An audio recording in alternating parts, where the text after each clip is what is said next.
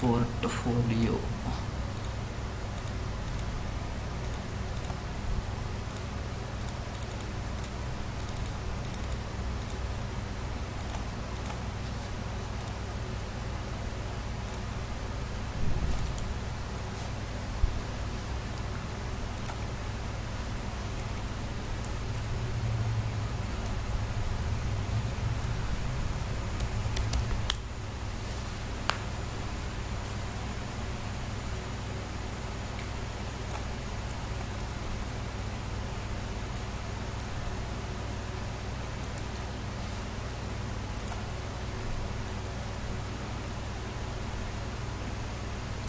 पोर्टफोलिओमध्ये आहे ना तुझं हे दोन कॉमन राहणार आहे. कॉमन म्हणजे काय वरती टेक्स्ट हा तुझा राहणार आहे नावबार ऑब्लिक हेडर म्हणू शकतोस त्याला.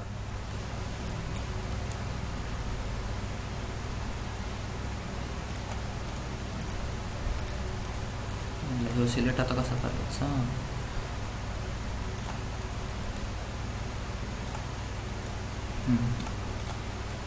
हा तुझा जरा नॅवबार आहे. तर नॅवबार मध्ये काय असणार आहे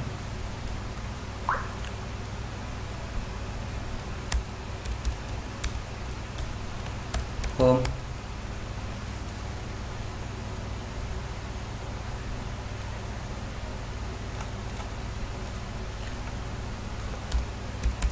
अबाउट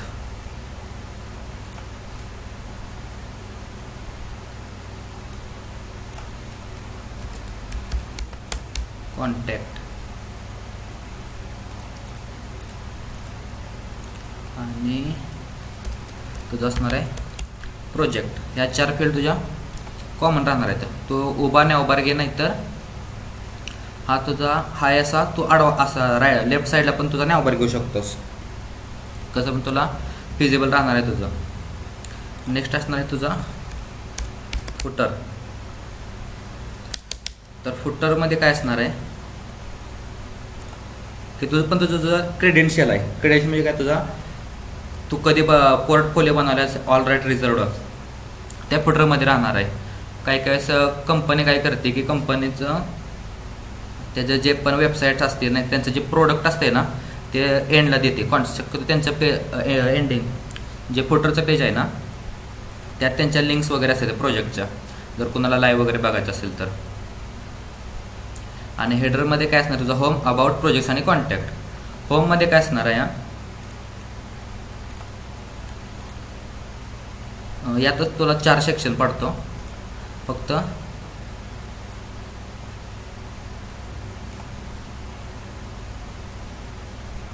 एक 2 3 आणि 4. आता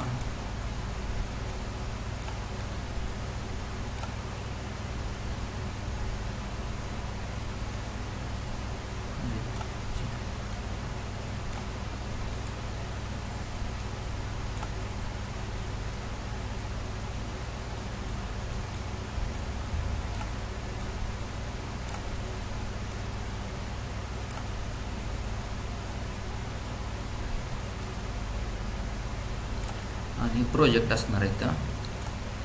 तर प्रोजेक्टमध्ये तू काय काय टाकू शकतोस त्याच्यात पण तू बार देऊ शकतो. मी तुला तसं आवडेल तसं करायचं आहे पण कॉमन सांगतो.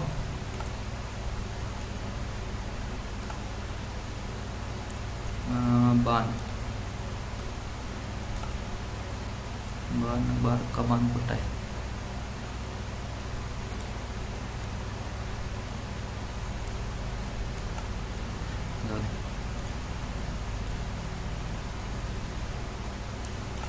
एक 2 आणि 3.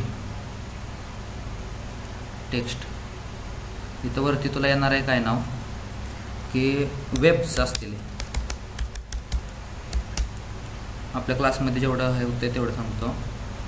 इथं डेस्कटॉप ॲप्लिकेशन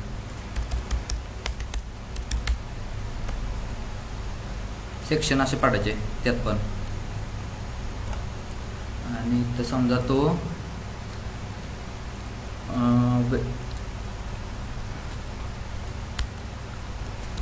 फ्लटर वगैरे जर केलं असलं तर अँड्रॉइड ॲप्लिकेशन्स वगैरे.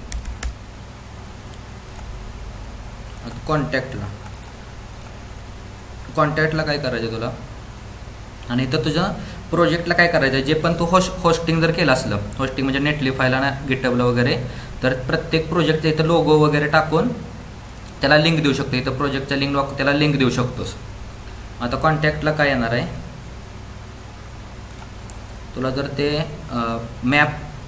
मॅपचे जर API कुठून गुगलवर नाही तर मी पण नंतर शिकवेन. मॅपचे API जर कॉलिंग करून येत असेल ते टाकायचं, नाहीतरी तुझा अर्ध्या सेक्शनमध्ये तुझा ॲड्रेस टाकायचा,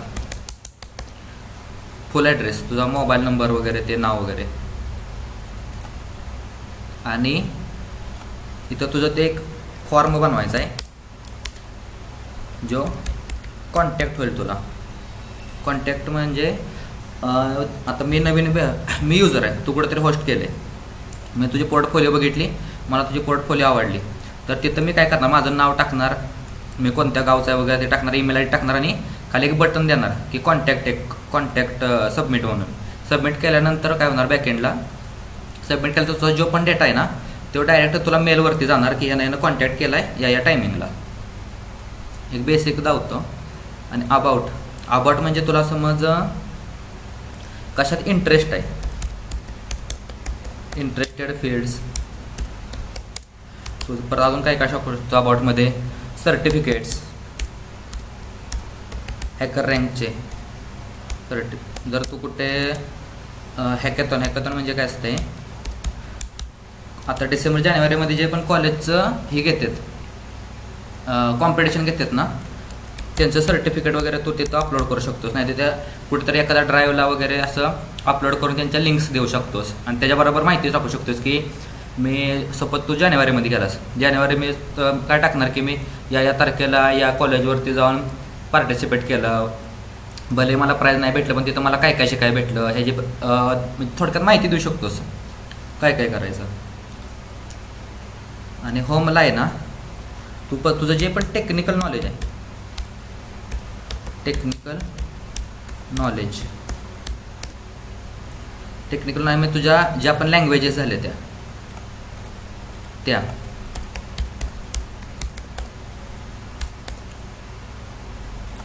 आणि इंटरेस्ट कशात आहे त्यात ते पण तू इथं टाकू शकतोस. थोडक्यात तुझा रिझ्युमे असतो ना थोडक्यात ते, आणि वरती एक स्लोगन असतो ना, त्याला काहीतरी म्हणते, एक अबाउट म्हणून एक हे असतं, एकच मिनटं लावतो.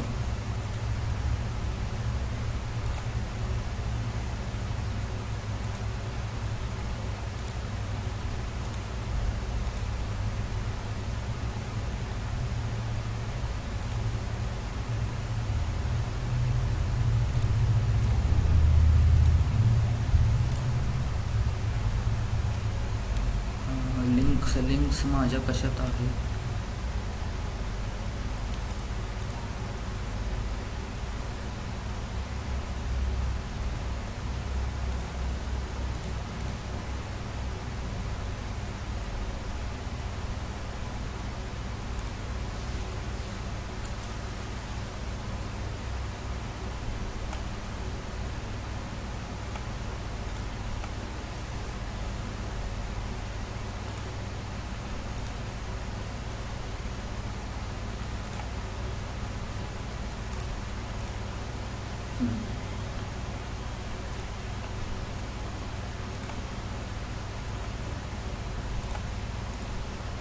तर हा माझा पोर्टफोलिओ. अबाउटमध्ये बघ काय काय येतं, ही तुझं जे स्लोगन असतं ना, कोणत्या कोणत्या लँग्वेजेस येतात ते स्लोगन असतं. याच्यावरती ते कीवर्ड्स म्हणतो ना, जसं आपण रिझ्यूममध्ये टाकतो कीवर्ड्स की माझा 18 फ्रेंडली काय ते कन्सेप्ट आहे,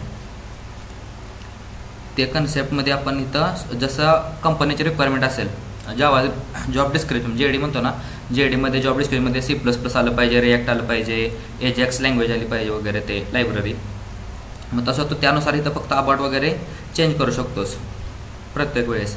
आणि इथं टेक्निकल स्किल्स काय काय टाकायच्या आहेत त्या इंटरेस्ट कशात आहे काय काय ते.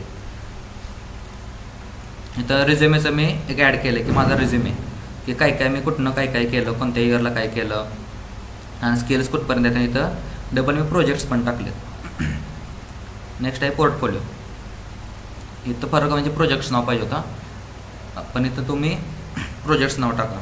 प्रोजेक्ट्समध्ये काय बा मी काय केलं आहे, प्रत्येकाचा एक स्क्रीनशॉट घेतला आणि त्याच्या मागं एक लिंक दिलं आहे आणि इथं all Flutter projects, web development, angular projects आणि C#.NETचं प्रोजेक्ट्स असं सॉर्ट आउट झालं पाहिजे. आणि नेक्स्ट आहे कॉन्टॅक्ट. जसं मी तुम्हाला सांगितलं की इथं जर तुम्ही मॅपची API जर इथं केली कॉल तर डायरेक्ट असा मॅप दिसतो, नाहीतर तुम्ही डायरेक्ट तुमचा स्वतःचा ॲड्रेस असा हायलायटेड CSS वगैरे की फ्रेम्स वापरायला ते असं पण करू शकता. आणि खाली फॉर्म, तुमचं नाव, ईमेल आणि कशासाठी जर एखाद्या कंपनीनं तुम्हाला हायरिंग करायचे तर ती कंपनी मेसेज टाकते. सेंड मेसेज केला की डायरेक्ट ईमेल येतात. आता ते माझं बंद आहे. आणि तर तुमचं लेफ्ट साईडला तुमचं जर हे टाकायचं असेल फोटो वगैरे तर हा माझा आहे. तुमचं आहे ना, तुम्ही कसं पण करू शकता. जसं मी त्या दिवशी सांगितलं की हा पोर्टफोलिओ गुरुला सांगितलं की वरती एक नाव बार आहे, इथं जिथं माय पोर्टफोलिओ लिहिलं आहे ना तिथं तुमचं नाव येणार डायरेक्ट गुरुप्रसाद वगैरे जाधव. माझं असतं तर मी डायरेक्ट ओंकार मोहिते टाकलं असतं. आणि ती सगळं अबाउटचं पेज, अबाउटला असलं की अबाउटमध्ये, प्रोजेक्ट असले कॉन्टॅक्ट. आणि बनवायचं कसं आहे,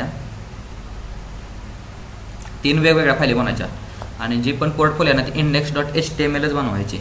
कारण की ज्यावेळेस तुम्ही जर नेटली फाईल अपलोड करता ना त्यावेळेस इंडेक्सच फाईल घेते ती, त्याला तुमच्या नावाची नाही omkar.html असं त्या फाईल ओळखतच नाही. त्याचा एक केस सेन्सिटिव्ह आहे. तर काय केलं मी एक हेडर घेतला या आणि जो पण मेन कंटेंट आहे माझा वरती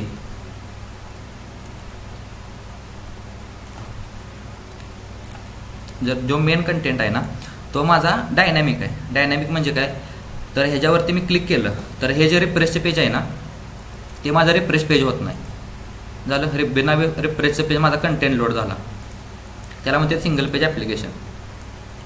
आणि तुमचा फुटरमध्ये तुम्ही काही टाकू शकता. आता एक कॉल कसं होतं, तुमचा मेन कंटेंट आणि ते CSS काय नॉर्मल पॅडिंग वगैरे मार्जिन जेवढं मला माहीत होतं तेवढं मी दिलं. मी काय केलं, एक ऑब्जेक्ट बनवला आहे. ॲरे ऑफ ऑब्जेक्ट असतात ना तसा नुसता नॉर्मल एक ऑब्जेक्ट बनवला आहे. ऑब्जेक्ट काय करतं, तुमचा की आणि व्हॅल्यू स्टोअर करतं.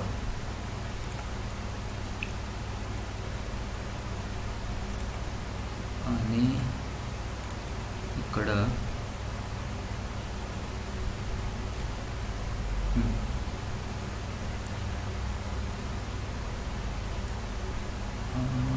न्यू कुठं असते,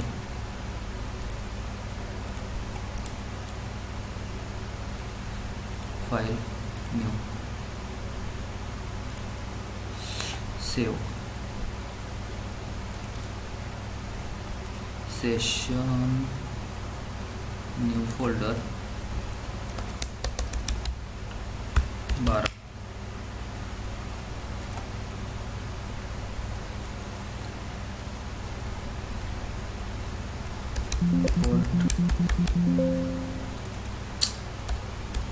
पोर्टफोलिओ. ओके,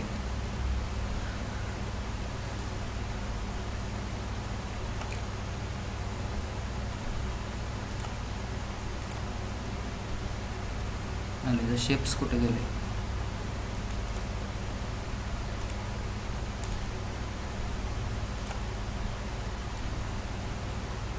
हा तुमचा ऑब्जेक्ट आहे. आता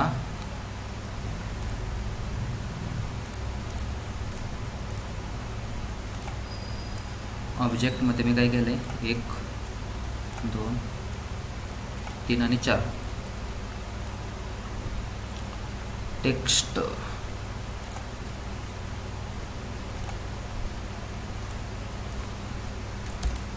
की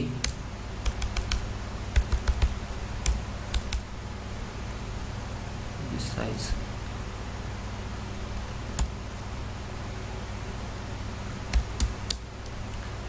कोलन व्हॅल्यू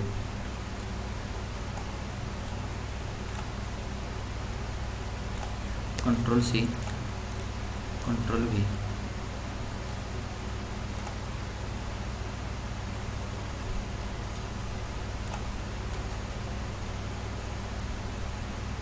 की आणि व्हॅल्यू. ओके,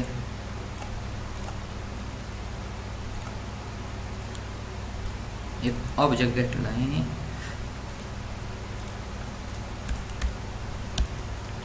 ऑब्जेक्ट याची साईज कुठनं वाढवते,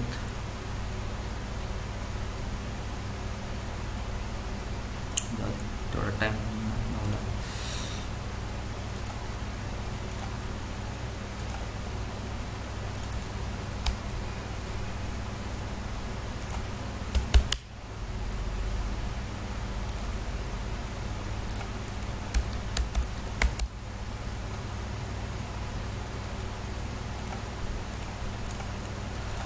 हा तुमचा ऑब्जेक्ट आहे. आता ऑब्जेक्टमध्ये मी काय केलं आहे, तुमची जी की आहे आणि व्हॅल्यू, जी की आणि व्हॅल्यू, तुमची की आणि व्हॅल्यू,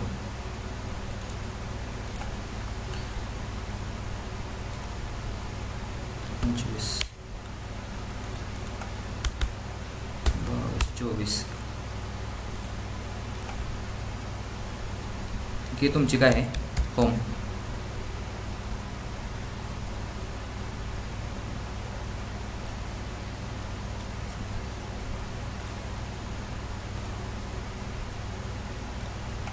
नेक्स्ट आहे अबाउट.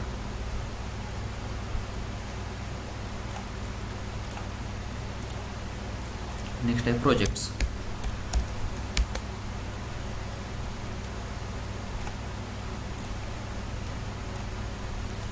आणि नेक्स्ट आहे कॉन्टॅक्ट.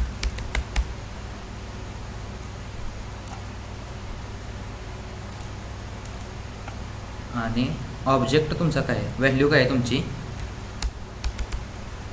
HTML चा कोड.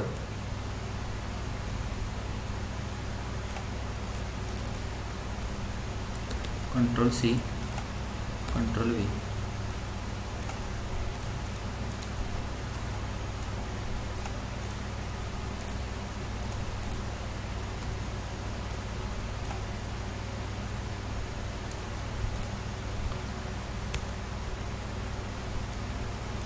झाला, इथपर्यंत क्लिअर आहे का की मी काय केलंय, एक HTML पेज आहे आणि जावास्क्रिप्टमध्ये फक्त ऑब्जेक्ट केलं आहे लाईन नंबर 12 पर्यंत.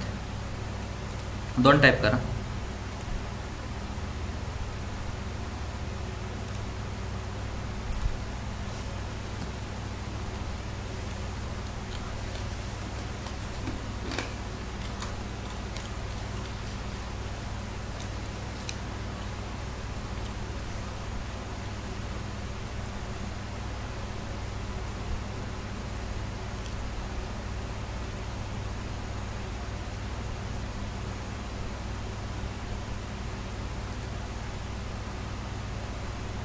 ओके,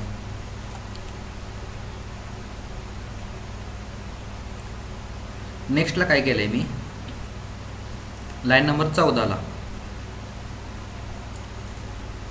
जे पण तुमचं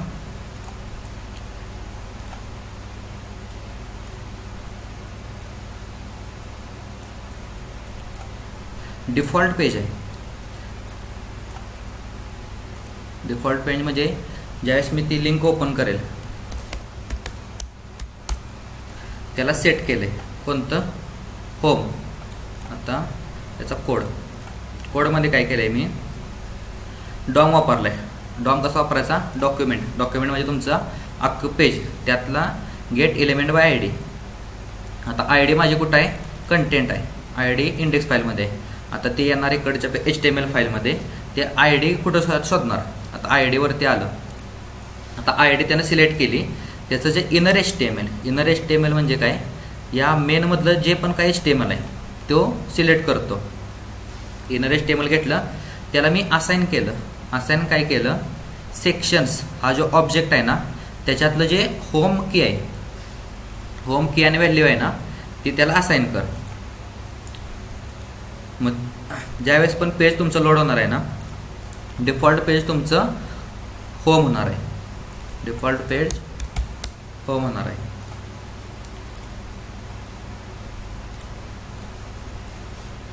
जरी तुम्हाला असं करायचं असेल,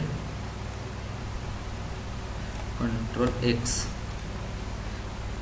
एक व्हेरिएबल बनवलं, लेट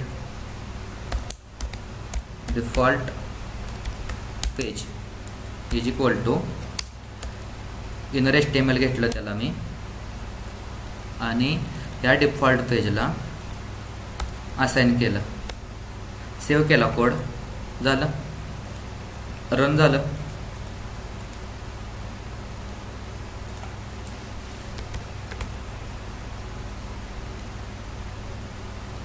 पण हे शॉर्ट फॉर्म 2 लाईनीचा कोड वाढतोय ना, त्यापेक्षा ते शॉर्ट फॉर्मच बरं पडतंय. काय झालं, सॉरी, डिफॉल्ट पेज झालं. नेक्स्ट लाईनला काय केलंय मी, document query selector all. Query selector all काय करतं की तुमच्या मल्टिपल जे पण हे आहेत, जसं CSS ॲक्सेस करायला क्युरी सिलेक्टर वापरतात, तुमच्या ID पण क्युरी सिलेक्टर वापरतात, सगळ्याला ॲक्सेस करायला क्युरी सिलेक्टर वापरतात. पण सगळ्यात जास्त फास्टर तुमच्या CSS मधले जे टॅग आहेत ना, HTML मधले टॅग, त्यासाठी जास्त करून फास्ट त्याचं एक्झिक्युशन होतं. मग काय केलं मी, क्युरी सिलेक्टर ऑलमधला नॅवमधला अँकर टॅग. आता नॅव कुठं आहे, हा माझा नॅव आहे, त्याच्यामध्ये अनऑर्डर लिस्ट आहे, परत लिस्ट आहे, त्याच्या आतमध्ये अँकर टॅग आहे. मग मी अँकर टॅग घेतला, त्याला मी ॲक्सेस केला, अँकर टॅगमध्ये ॲक्सेस करून त्याच्यावरती जसं मी तुम्हाला व्हेरिएबल बनवा, परत नंतर ते जास्त कोड होते म्हणून काय केलं, हा तुमचा एक, हा जे आहे ना, एक व्हेरिएबलच आहे थोडक्यात. Ctrl+C केलं,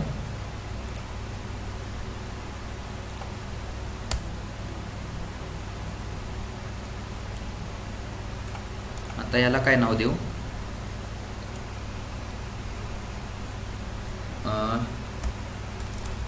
नॅव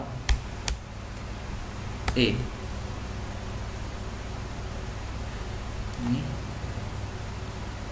ही जी लाईन आहे तुमचा एक अख्खा ही आहे, त्याच्यावरती मला लूप अप्लाय करायचं आहे,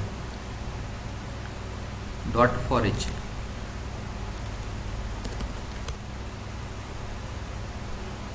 टेक्स्ट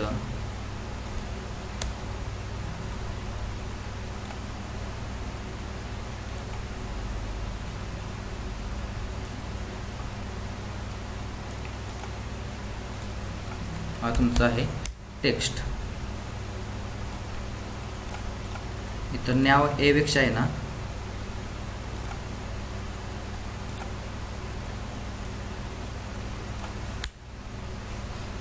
इरेज करतो,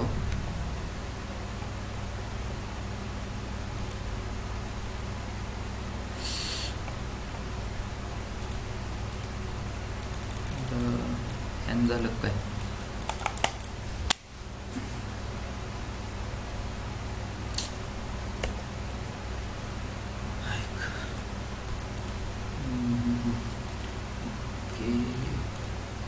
झालं. ओके, मला हे पण इरेज करायचं.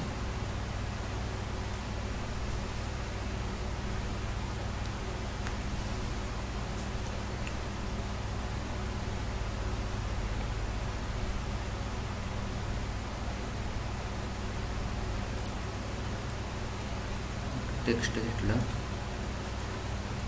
HTML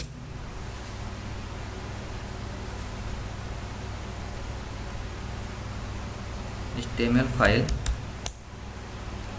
त्याच्या आतमध्ये नॅव आणि ऑल अँकर टॅग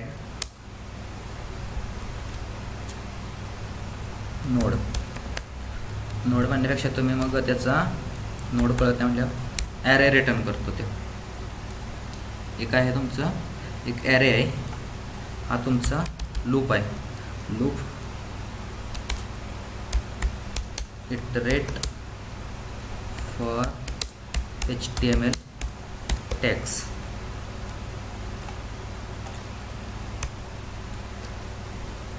नेक्स्ट काय आहे की तुमचा एक पॅरामीटर, त्याचा फुल लूपची बॉडी, इथपर्यंत. Control C.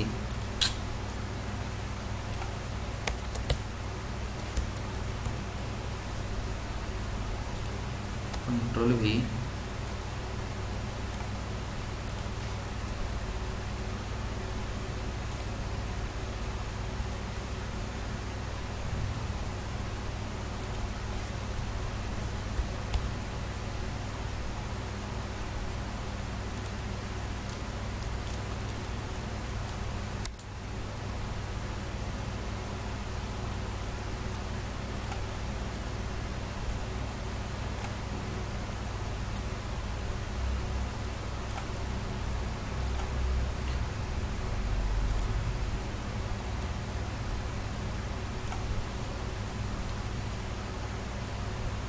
Next loop body. Next आहे तुमचा, हा तुमचा झाला parameter.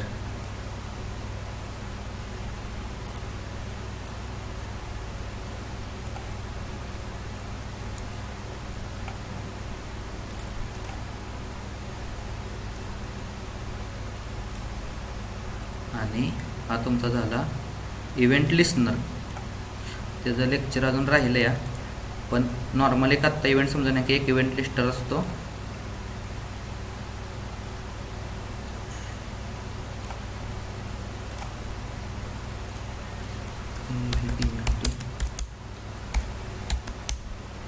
Event listener click event.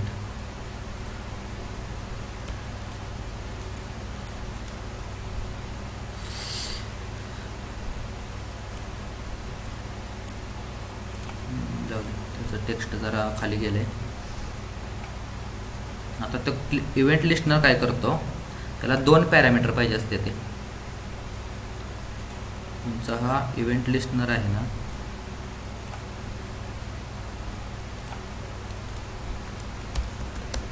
Needs 2 parameters.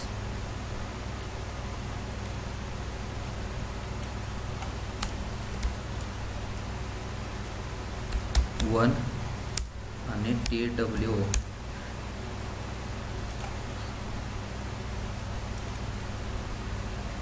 आता पहिला पॅरामीटर येतो आणि दुसरा, त्यात 2 टाईप असतात.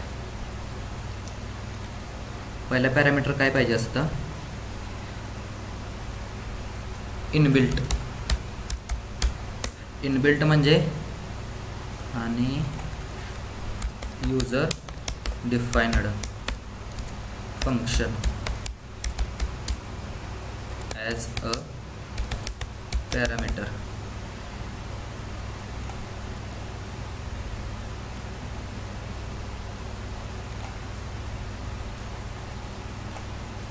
आणि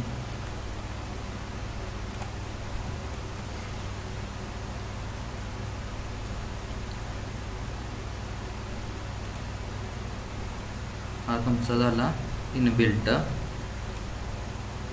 आणि फनचा किचकट होणार डायग्राम.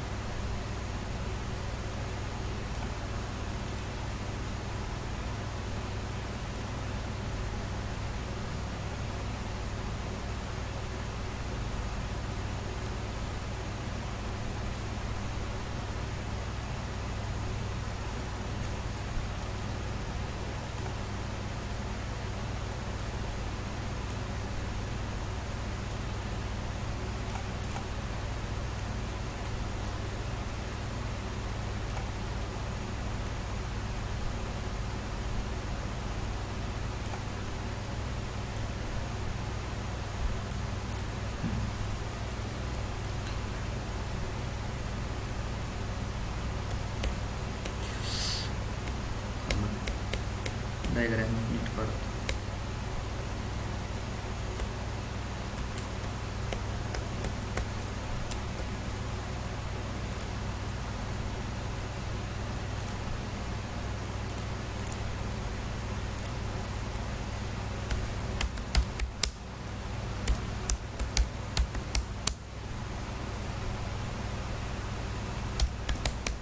Yes.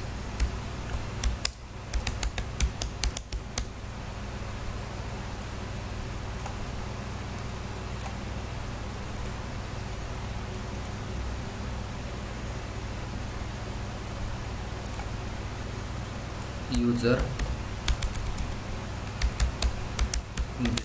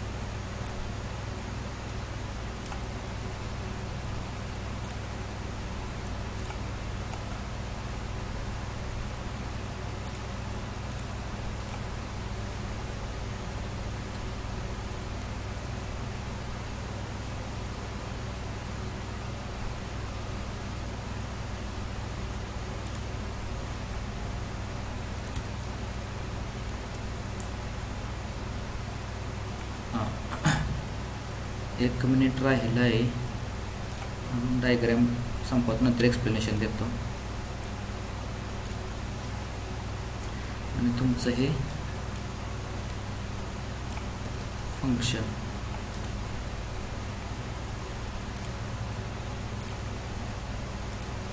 इथपर्यंत आल्यानंतर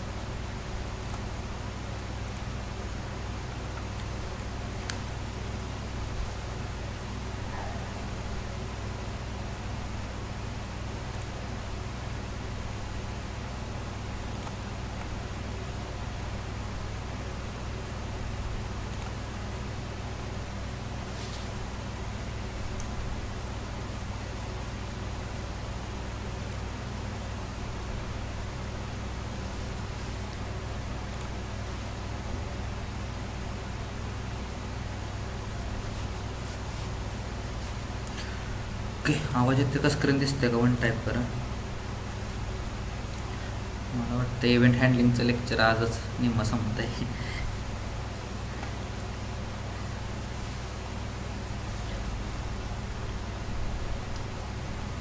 कसं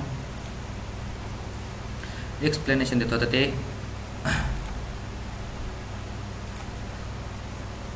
हे जे फंक्शन आहे ना, त्याला मला वाटतं अजून एक पेज लागणार आहे.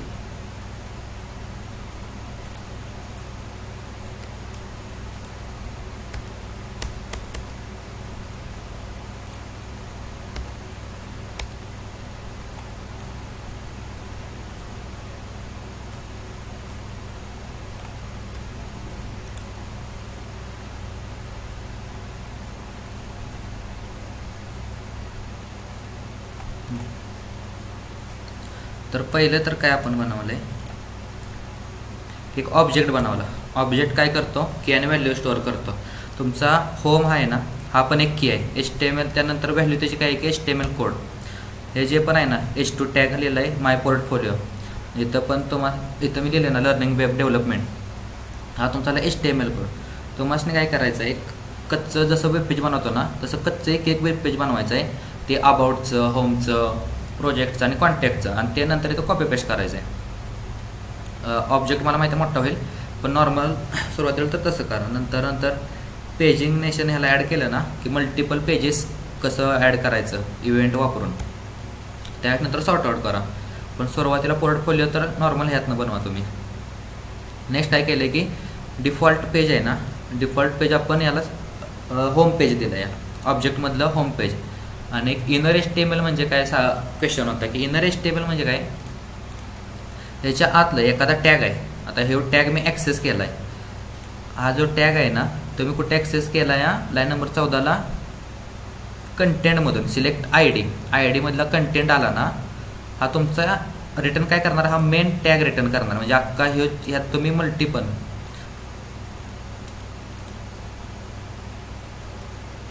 UL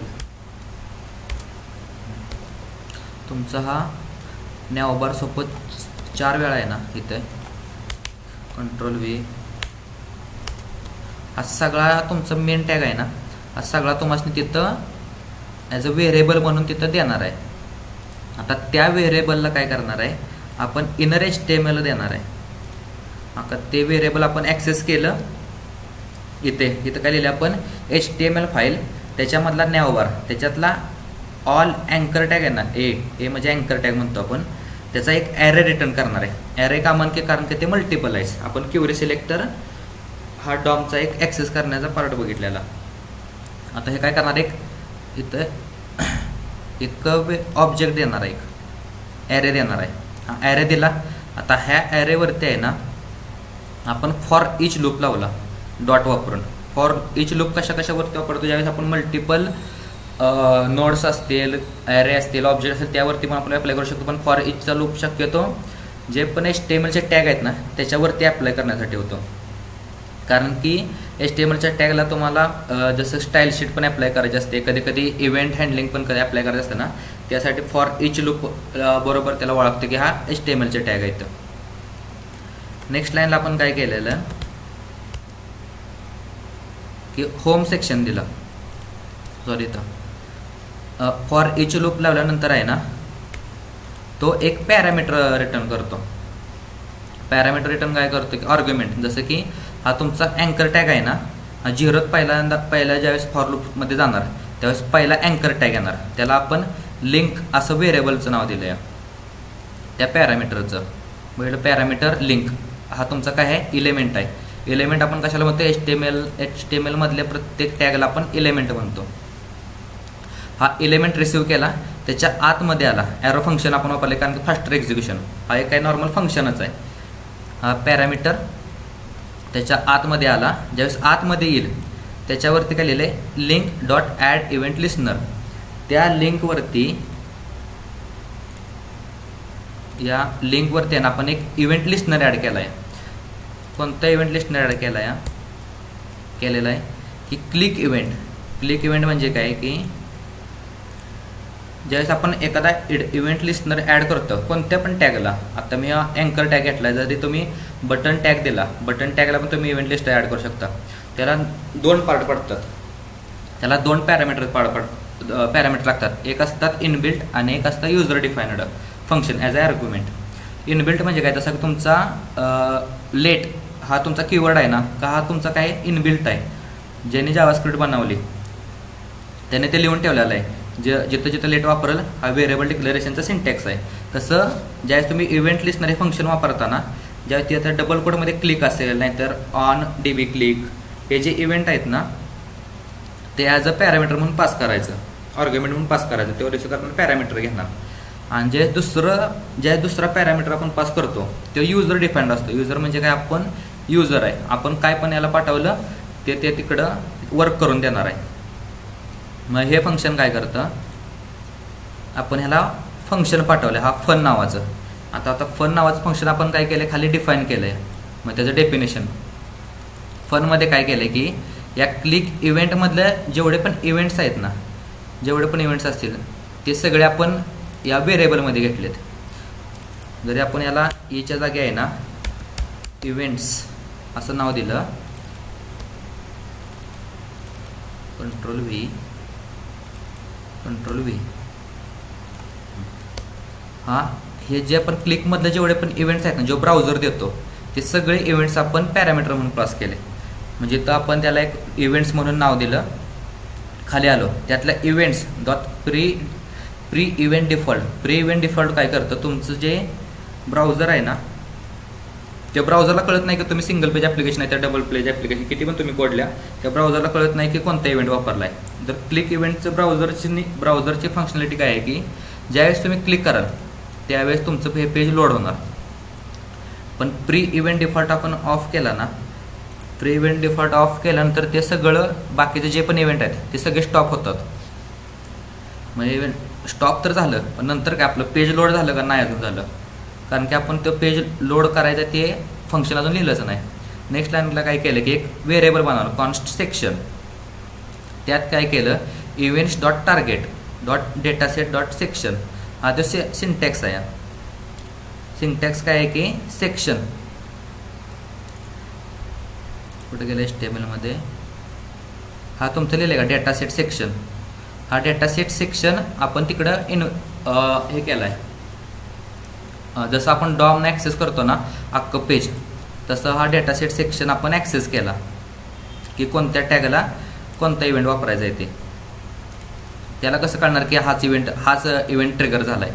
मग डेटासेट सेक्शननं ते प्रत्येक वेळेस चेक करतं ना की फॉर इच लूपमध्ये आता होमचं दावायचं आहे का, आता अबाउटचं दावायचं आहे का, आता प्रोजेक्टचं दावायचं आहे का, आता कॉन्टॅक्टचं दावायचं आहे का.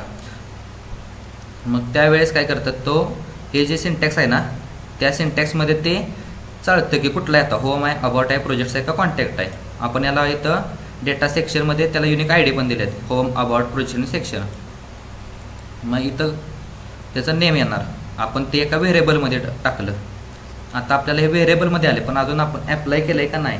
नंतर आपण काय केलं की document gate element bye ID. जसं वरती आपण होम काय केलेलं डिफॉल्ट पेज होमला सेट केलेलं ना, तसं डिफॉल्ट पेजला आपण ॲक्सेस केलं आणि त्याच्यातलं इनर HTML आपण ॲक्सेस केलं. इनर HTMLमध्ये काय टाकायचं, इज इक्वल टू सेक्शन्स. हा सेक्शन्समधला आहे ना जो पण मी त्या अँकर टॅगमधनं हुडकून आणलेला पॅरामीटर आहे, तो पॅरामीटर मी पास करणार. आता पास केला होम नावाचा असेल नाहीतर अबाउट असेल, मग इथं अबाउटवरती जाणार. हा अख्खा जे आहे ना सेक्शनमध्ये हा तुमचा ऑब्जेक्ट रिटर्न करणार. ऑब्जेक्ट केल्यानंतर इथं जाणार तो डायरेक्ट त्याच्या मेन कंटेंटला, त्याच्या मेन कंटेंट आहे ना हा तिथं तुमचा पेस्ट होणार आणि याच्या इव्हेंटला डायरेक्ट त्याचं पेज लोड जाणार. त्याचं जे पण काय होम असेल, त्याचं जे पण HTMLचं टॅग आहेत, त्याचे स्टाईल शीट असेल नाहीतर काय पण असेल त्याचं जी फंक्शनॅलिटी ते सगळं इथं पेस्ट होतं. कॉन्टॅक्ट्स, प्रोजेक्ट आणि हो हे सगळं इव्हेंट लिस्टनरच्या मागं होतं. आणि लक्षात ठेवायचं की कोणता पण तुम्ही इव्हेंट वापरता ना ते ब्राउझरचं इव्हेंट त्याच्या मागं काय काय त्याने लिहून ठेवलं असेल ते सगळे इव्हेंट ट्रिगर होतात. फक्त आपल्याला माहीत पाहिजे की कोणता इव्हेंट कशासाठी वापरायचा आहे. जसं की प्री इव्हेंट डिफॉल्ट ठेवला ना तर फक्त तो क्लिकच होतो, पेज रिफ्रेशचा आहे ना तो इव्हेंट ट्रिगरच होत नाही. कळलं असेल तर 2 टाईप करा. यात काही क्वेश्चन असला तरी पण विचारा. पोर्टफोलिओ कसा बनवायचा आहे आणि ते इव्हेंट हँडलिंगचं नॉर्मल फ्लो तर लक्षात आलं असेल.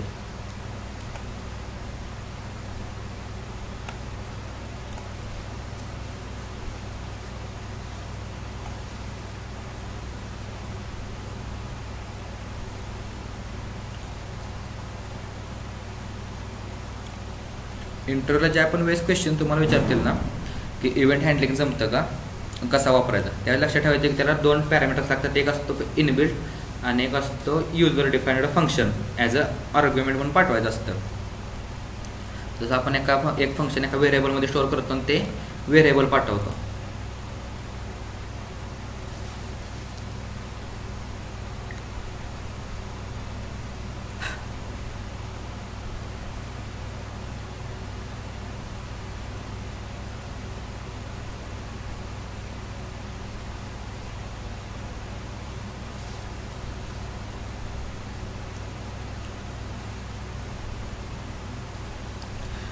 मॅनिप्युलेशन म्हणजे काय असतं की डॉम मॅनिप्युलेशनच जास्त म्हणते ती. गेला कोड.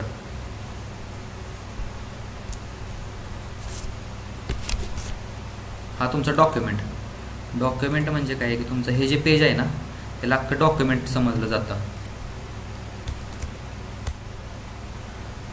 आणि ऑब्जेक्ट हा जो सिंटॅक्स आहे ना या डॉक्युमेंटचा हा झाला तुझा ऑब्जेक्ट. ओके, डॉम मधला डॉक्युमेंट ऑब्जेक्ट झालं का. आणि त्याच्या आतमधलं मग त्याच्यावरती आपण सिलेक्ट तर केलं, त्याच्यावरती एखादं कृत्य करतोय ना त्याचं इनर HTML म्हणजे हा डॉक्युमेंट त्याचा आपण एक ऑब्जेक्ट बनवला. म्हणजे एक जसं की सी मध्ये स्ट्रक्चर तुला आता झालंय का नाही माहीत नाही.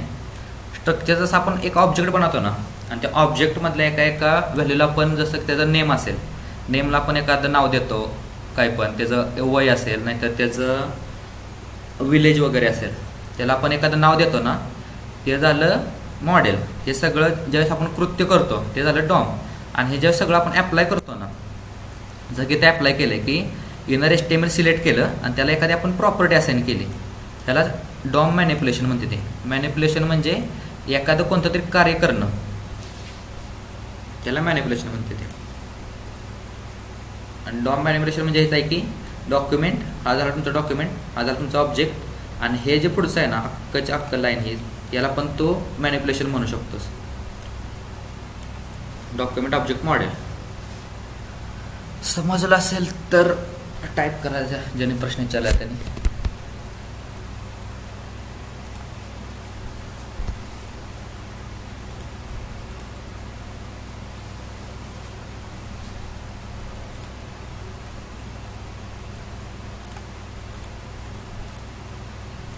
नेक्स्ट क्वेश्चन काय आहे कोणाचा असाइनमेंटमध्ये, काय कोणाला प्रॉब्लेम.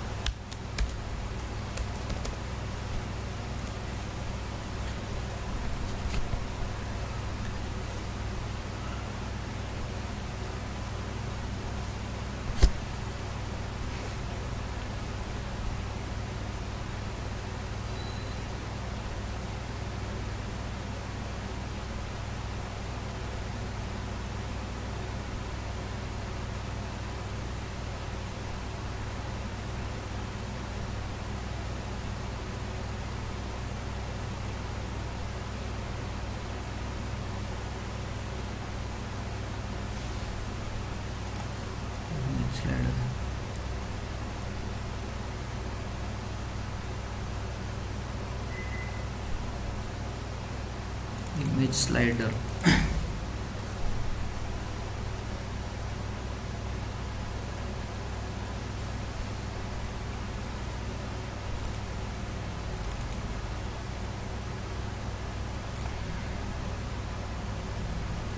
गेट एलिमेंट आणि सिलेक्टर अँड केवले सिलेक्टर. अरे एकच कन्सेप्ट आहे. गेट एलिमेंट सिलेक्टर म्हणजे काय की एकच एलिमेंट येतो. एकच एलिमेंट म्हणजे काय की जसं तो आयडीने ॲक्सेस करतो, तो क्लासने ॲक्सेस करतो. आणि क्युरी सिलेक्टर म्हणजे काय की आपण एखादी क्युरी मारतो ना, तुला जर CSS मध्ये कोणता पण एलिमेंट ॲक्सेस करायचा असेल ना तर त्याला क्युरी सिलेक्टर म्हणते ते. मग तुला तर मॅड असेल का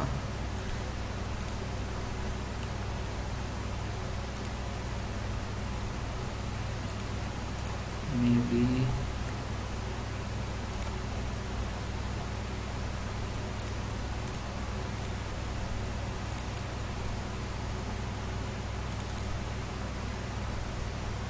सेशनल असाइनमेंट नाही, नोट्स.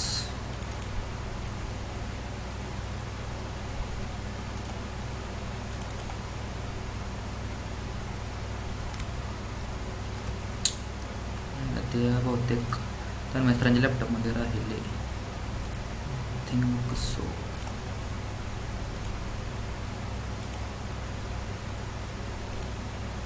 ट्रेशन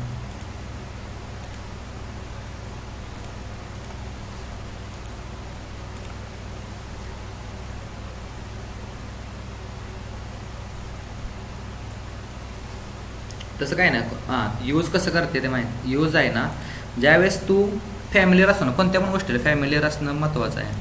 की तुला कधी कधी वाटलं की मला gate element by I D.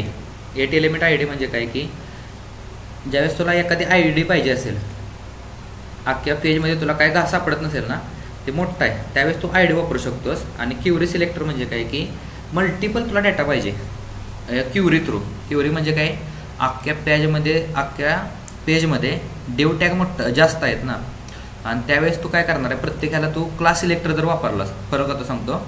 ज्यावेळेस तू कुठे गेला न्यू पेज, इथं बघतो सेव्ह होत नाही.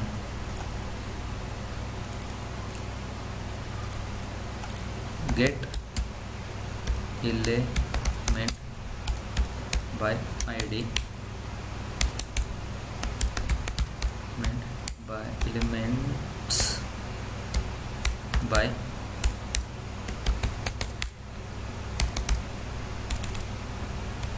क्युरी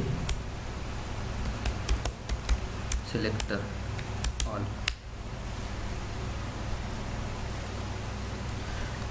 आता ज्यावेळेस काय होतं की तुला एखादी युनिक आय डी पाहिजे असेल, त्यावेळेस तू युनिक आय डी घेऊ शकतोस.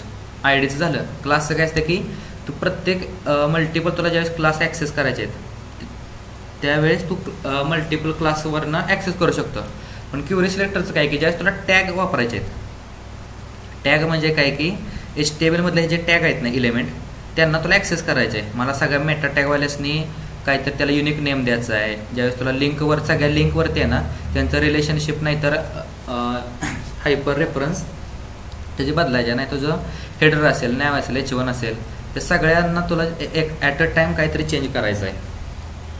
नाही तर तुला बॉर्डर त्याची माहीत पाहिजे, त्यावेळेस तू क्युरी सिलेक्टर ऑल वापरू शकतोस. प्रत्येकाचं यूज म्हणजे आहे ना ठरलेलं येतं की कशासाठी काय वापरायचं. जसं जसं तू हँड्स ऑन करत जाशील ना, की ह्यानं एक्झिक्युशन चांगलं होतं, ह्यानं टाईम जातं आहे. तू फॅमिलियर ज्यासाठी फॅमिलियर व्हायचं ना, त्यासाठी तू वापरू शकतोस. असं नाही की कशासाठी काय वापरायचं. पण बेसिक डिफरन्स काय आहे, की एलिमेंट आय डी, ज्यावेळेस तुझा आय डी ना तुला ॲक्सेस करायचं त्यासाठी आय डी.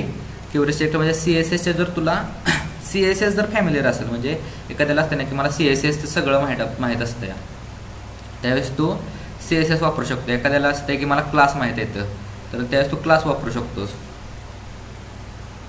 ओके.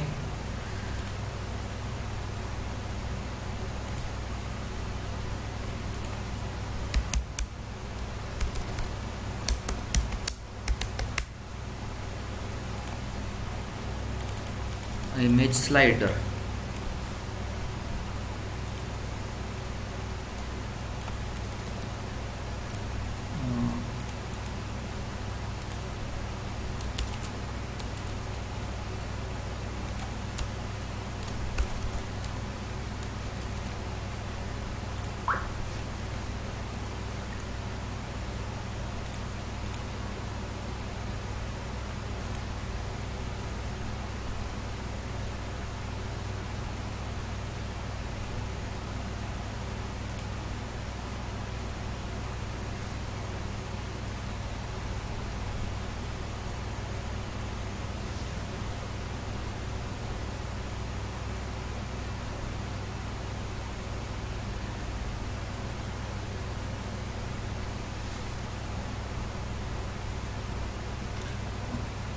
पहिल्यांदा तर एक HTML इमेज घेतल्या, I D slider, alternative text,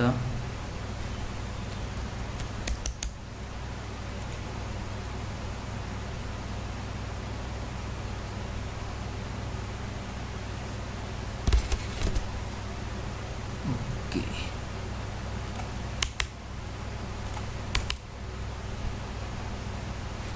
तुमचं बोलाय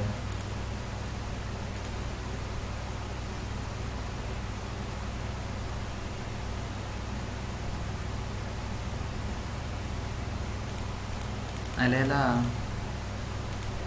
इमेजेसचा पाथ दिलेला नाही का, ते फोल्डर माझ्याकडे नसणार आहे.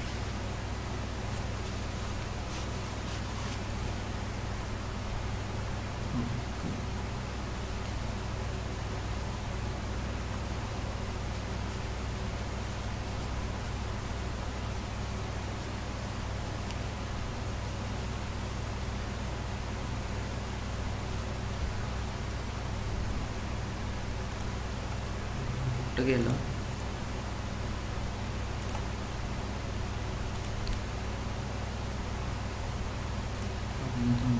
हे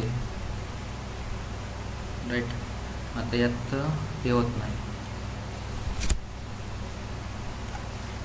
एक्सप्लेनेशन देतो आधी कसं आहे ते. एकच मिनिट.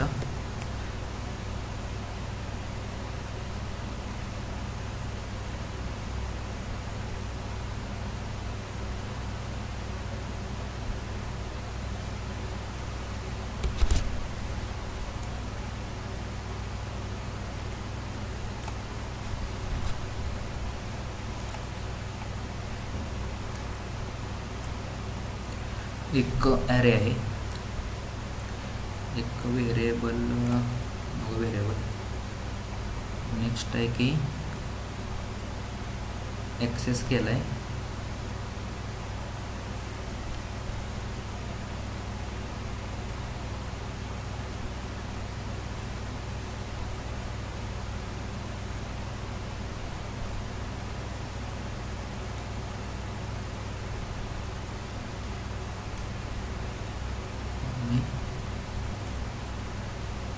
एक फंक्शन आहे, टेक्स्ट आहे. हा तुमचा एक ॲरे आहे. Stores path of इमेजेसचा.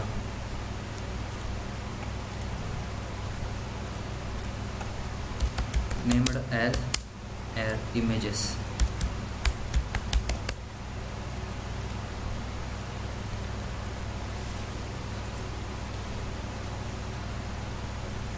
एक ॲक्सेस केलं, एक डॉक्युमेंट नाही ना.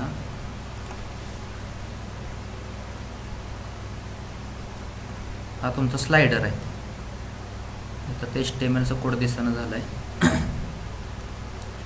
आणि त्याची करंट जी व्हॅल्यू आहे ती शो होत्या सुरुवातीला. आता त्याची करंट व्हॅल्यू ती आहे. आणि एक फंक्शन आहे जे बटन क्लिकवरती क्लॉक कॉल होते.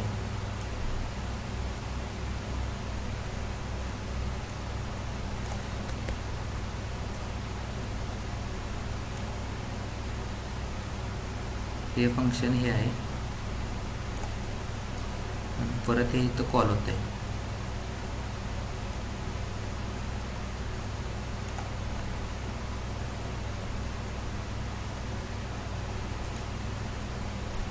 एक 2 3 4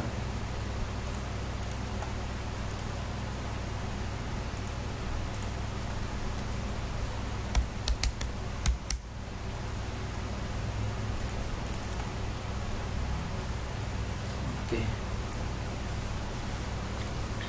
तर बघ, एक तर आपल्याकडे एक ॲरे आहे. वरती जर हां बॉडीमध्ये काय केलं आपण, एक इमेज टॅग घेतलं. इमेज टॅगला काय केलं आहे, त्याचं source property by default source आपण काय दिला, नल ठेवला आहे.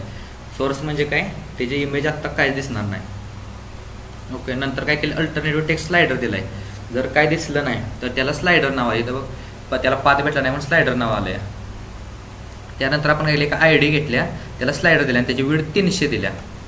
विड्थ 300 म्हणजे त्याच्या जर इन्स्पेक्ट करून बघितलं ना तर त्याची विड्थ आसपास जिथं माझा आता कर्सर आहे तिथपर्यंत असेल. नंतर काय केलं, ब्रेक केले. ब्रेक नंतर एक लाईन नॉर्मल स्पेस पडते, ब्रेक लाईन केले. आणि दोन बटनं दिलेत, प्रिव्हियस आणि नेक्स्ट. प्रिव्हियस आणि नेक्स्ट काय करतं,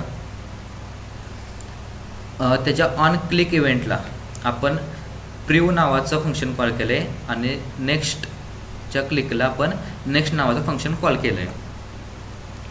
तर सेम काय आहे की ज्यावेळेस आपण स्क्रिप्ट टॅगमध्ये आलो, ज्यावेळेस तुझं पेज लोड झालं ना त्यानंतर एक तुझा ॲरे इनिशियलाइज झाला. ॲरेमध्ये आपण काय केलं या की सगळ्यांचं पाथ आहेत.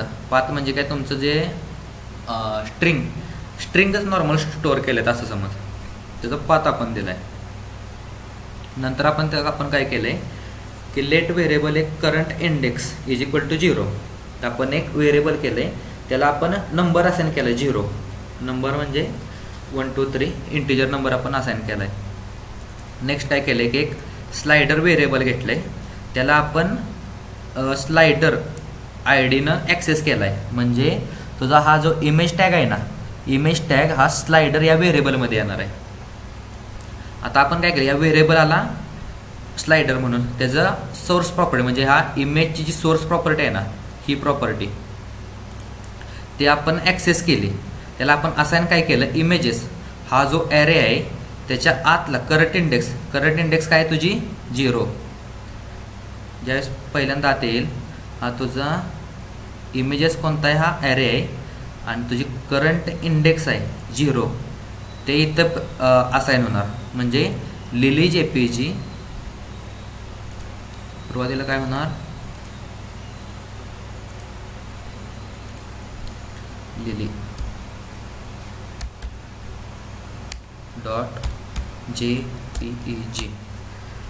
.jpeg हा तुझा सुरुवातीला होणार. नेक्स्ट काय होणार, दोन फंक्शन येईल ती. जर तुला वाटलं की कधी कधी मला नेक्स्टला टॅप करायचं आहे, ज्यावेळेस नेक्स्ट टॅब बटनावरती आपण टॅप करणार तर तुझा फंक्शन कॉल होणार. तर फंक्शन कॉल होताना काय होणार की करंट इंडेक्स हे जे तुझं व्हेरिएबल आहे नंबर, याला आपण असाइन केलं करंट इंडेक्स +1 आपण असाइन केलं म्हणजे 0 + 1 1 झालं तुझं. त्याला divided by images dot length. आता इमेजेस Ctrl+C लेंथच आहे ते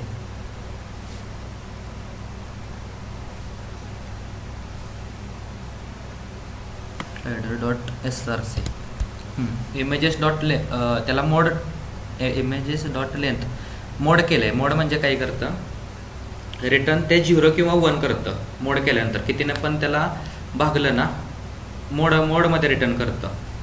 मोड म्हणजे इमेजेस डॉट लेंथ किती आहे आता 0 1 2 आणि 3. 3 जर डिवाइड केलं 1ला तर 1 जो आन्सर येणार आहे. मग स्लायडर डॉट SRC आहे ना, त्याची इमेजेस करंट इंडेक्स येणार आहे 1. म्हणजे आपण वेळेस तो नेक्स्ट करणार ना त्यावेळेस त्याची लेंथ चेंज होत राहणार आहे. आणि प्रिव्हियसला पण सेम आहे की करंट -1 अधिक इमेजेस लेंथ, जेवढे पण इमेजेस आहेत ना ते करंट काढण्यासाठी. इथं मोड नसाय पाहिजे, आय थिंक सो.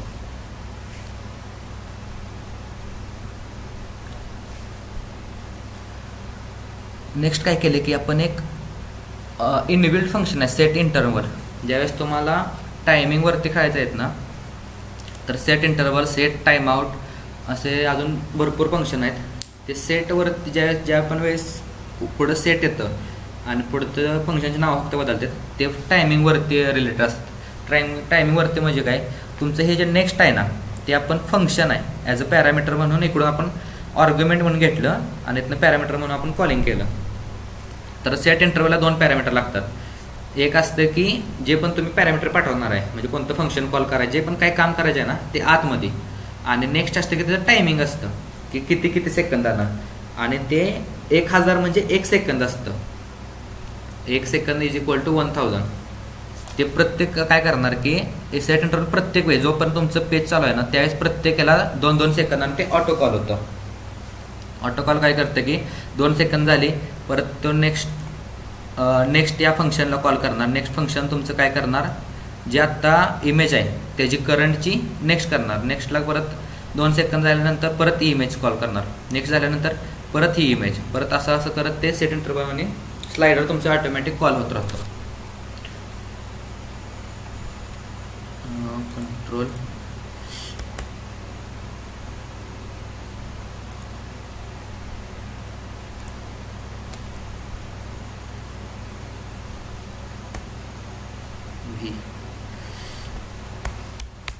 वर्डमध्ये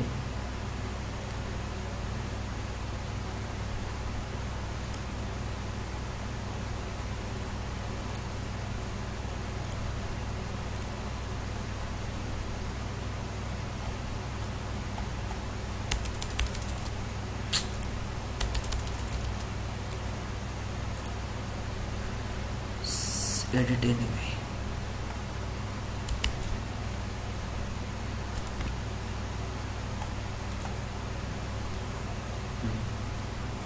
सेव्ह केलं.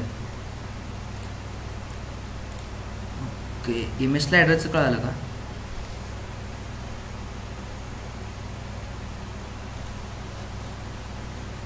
इमेज स्लायडर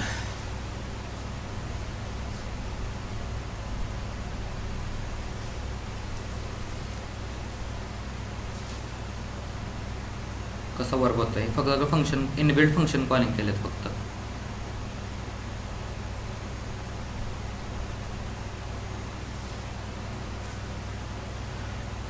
कळालं नसेल तरी पण सांगा. इमेज स्लायडरचं रिपीट करेन मी.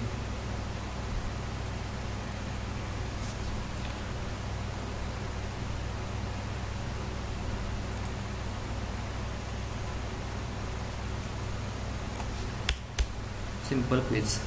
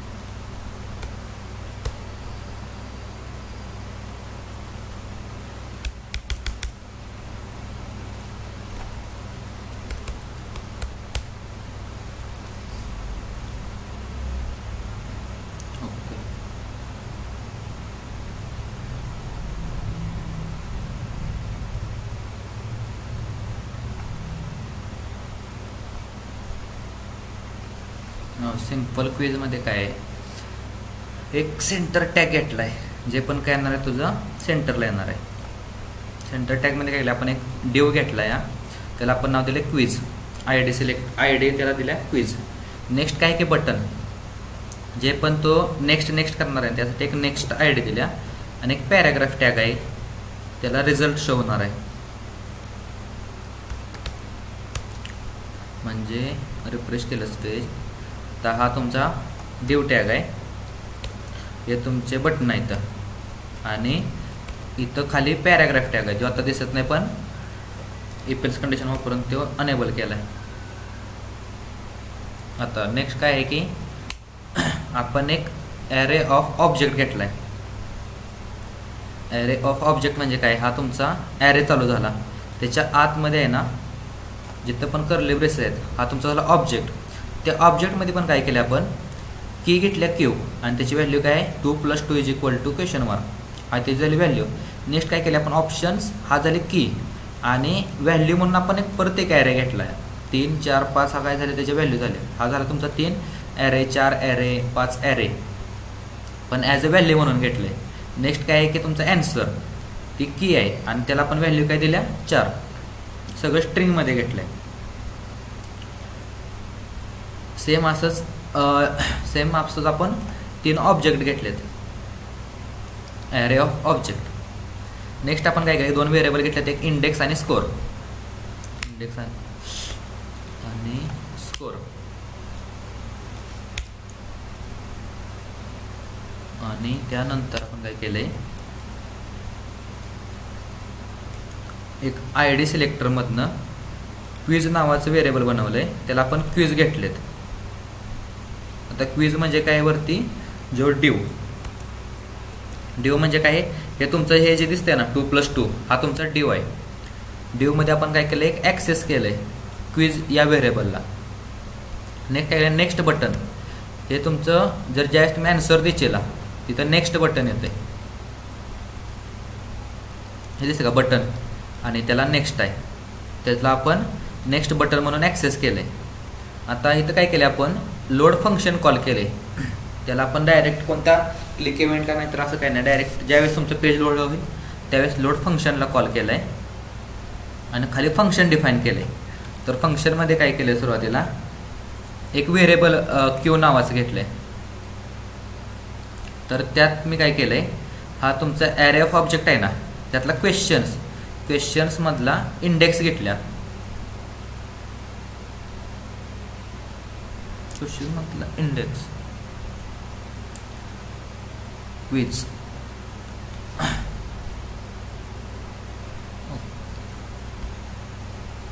क्वेश्चन्स डॉट नाही क्वेश्चन्स त्याच्यातलं ॲरे आणि इंडेक्स व्हेरिएबल म्हणून घेतलं. हा तुमचं जे पण आहे ना ऑब्जेक्ट ॲज अ व्हेरिएबल म्हणून आपण इंडेक्समध्ये असाइन घेतलं आहे. तिथं आपण सुरुवातीला त्याला 0 असाइन केलेलं. ते 0 म्हणजे काय, त्याची 0th इंडेक्स, ही जी इंडेक्स आहे ना त्याची 0th इंडेक्स आपण घेतली. तर क्विजमध्ये काय केलं आहे, क्विज आपण कशाला घेतलेलं, वरचा जो डिव आहे त्याला आपण क्विज घेतलेलं. नेक्स्ट काय केलं आहे, त्या क्विजमधलं इनर HTML सुरुवातीला तुम्ही इथे दिलं असेल काय पण हॅलो वर्ल्ड वगैरे, तर त्याचा इनर HTML आहे ना, त्याच्या आतमध्ये किती पण टॅग असतील त्या सगळ्या टॅगच्या जागी आहे ना, जे पण तुम्ही इथं असाइन करणार आहे ते सगळं असाइन होतं. आता नेक्स्ट काय केलं आहे, H3 टॅग घेतला आहे. H3 टॅग म्हणजे हेडिंगसाठी वापरतो आपण तो, आणि $Q.Q. तर Q.Q आहे काय आहे, त्याची तुमची पहिली इंडेक्स आहे ना, हा त्यातला ऑब्जेक्ट झाला.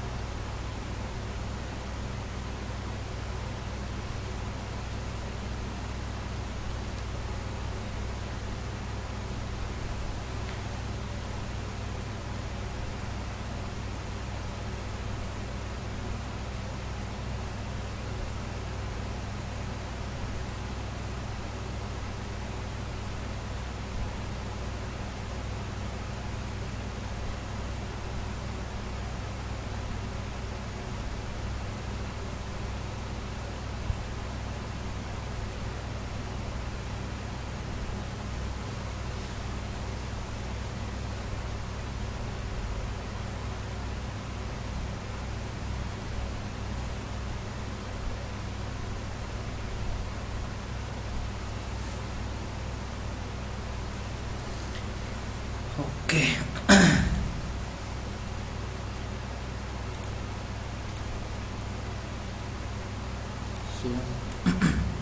पुढे होता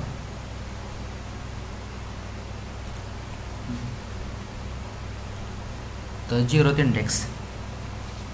0th इंडेक्स म्हणजे हा तुमचा पहिला ऑब्जेक्ट. हा जो पहिला ऑब्जेक्ट आहे ना लोड क्वेश्चनमध्ये क्यू ह्या व्हेरिएबलमध्ये आपण स्टोअर केला आहे.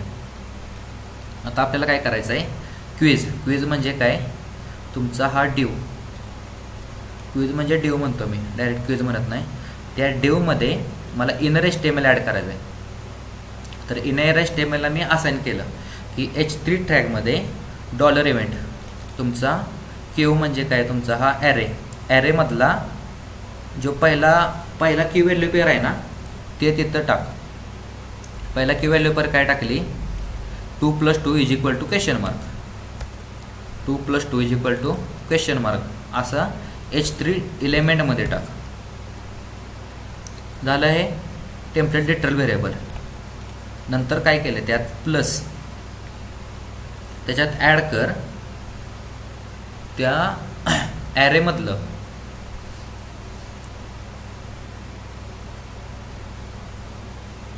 ऑप्शन्स, ॲरेमधले ऑप्शन्स केलेत आणि त्याला मॅप वापरले. ॲरेवरती ज्यावेळेस आपण मल्टिपल फंक्शन आपण ॲप्लाय करतो ना त्यावेळेस मॅप वापरले.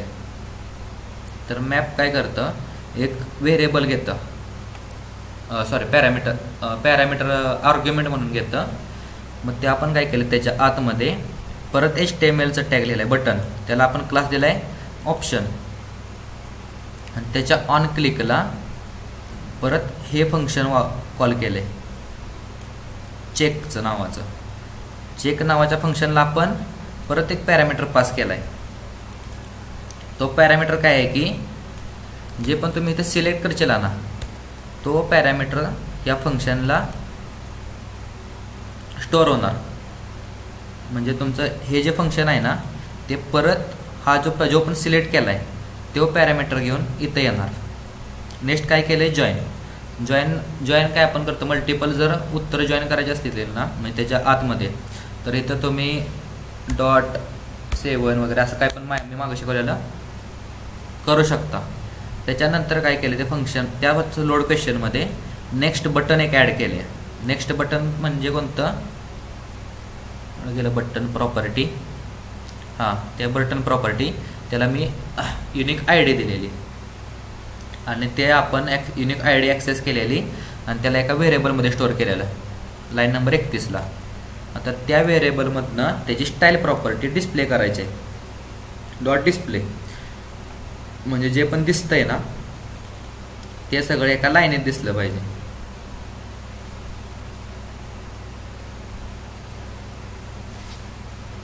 आणि त्या नेक्स्ट बटन त्याच्या ऑन क्लिकला एक ॲनोनिमस फंक्शन कॉल केले. ॲनोनिमस फंक्शन काय, त्याच्या क्लिकला इंडेक्स ++ केल्या.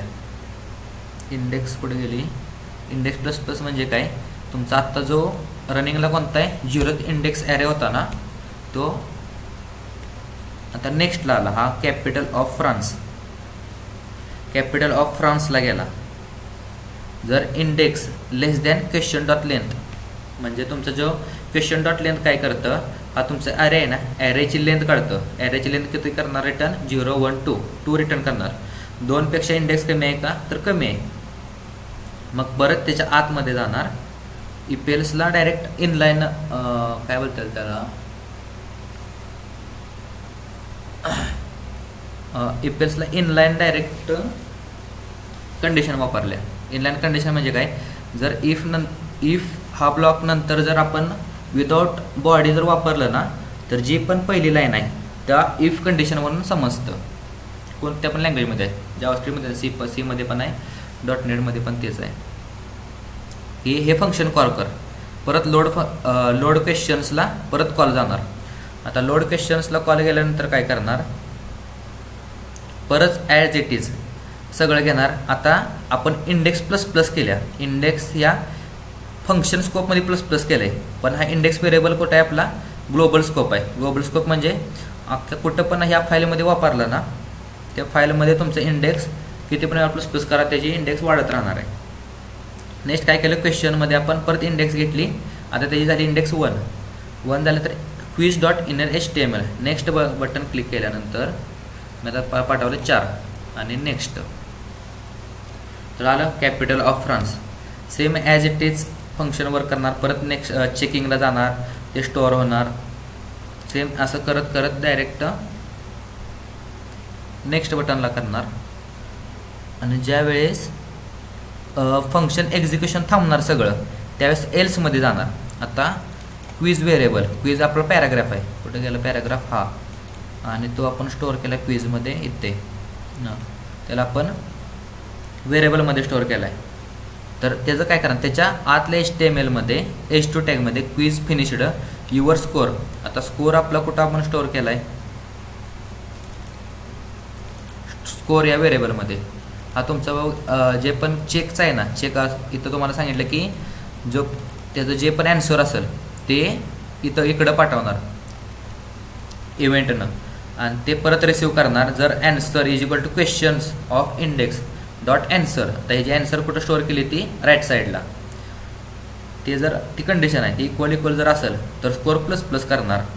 आणि परत डॉक्युमेंट बाय कॅल्क्युलेशन ऑप्शन त्याच्यावरती फॉर लूप वगैरे लावून जे पण बटन आहेत ते डिसेबल केलेत, आणि परत नेक्स्ट बटनवरती स्टाईल डॉट डिस्प्ले इनलाईन केले. परत नंतर सेम असं फिनिश्ड नंतर स्लॅश पडणार त्याचा, आणि question dot length. Question dot length म्हणजे काय, किती क्वेश्चन आहे. तर जर का तुम्ही 5 ते 6 ऑब्जेक्ट ॲड केले तर इथं 6 पैकी तुमचे किती क्वेश्चन बरोबर आले ते दावणार. आणि परत next button dot style dot display is equal to index question dot length. ननच केलं आहे का,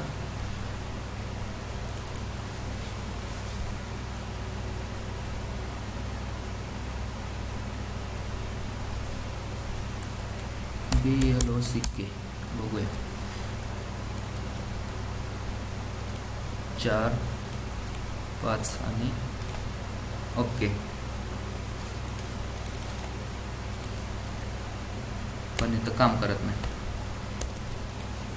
जर त्याची जी प्रॉपर्टी आहे ना, जी स्टाईल डॉट डिस्प्ले, त्याला आपण काय केलं, इंडेक्स तुमची किती आहे, या इंडेक्सचे प्लस प्लस होते ना, जी इंडेक्स आपण कुठं वापरल्या, हा ॲरे इटरेट करण्यासाठी 0 1 2 3. ती जर क्वेश्चनच्या लेंथपेक्षा कमी असेल तर जे खालचं बटन आहे ना ते हाईड करायचं, आणि प्रत्येक कंडिशनला ते हाईडच केलंय. आणि जर इथं तुम्ही ब्लॉक टाकलं ना तर ते शो होतं. इथं तुम्ही भरपूर पापड आहे तशा, ते वापरू शकता. ओके, कळालं का हे सिम्पल क्विज.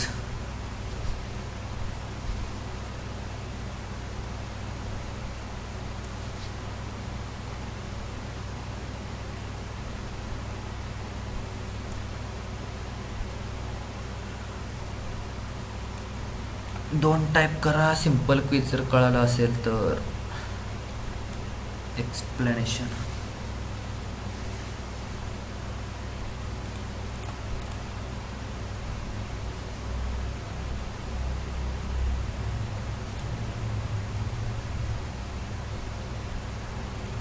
डबल सांगू द्या.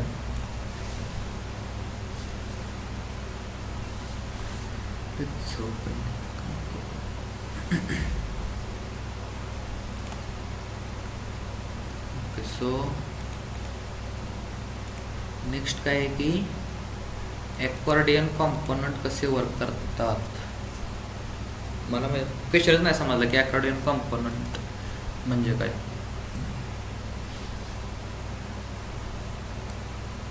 ॲकॉर्डियन, हा सॉरी क्वेश्चन आहे का,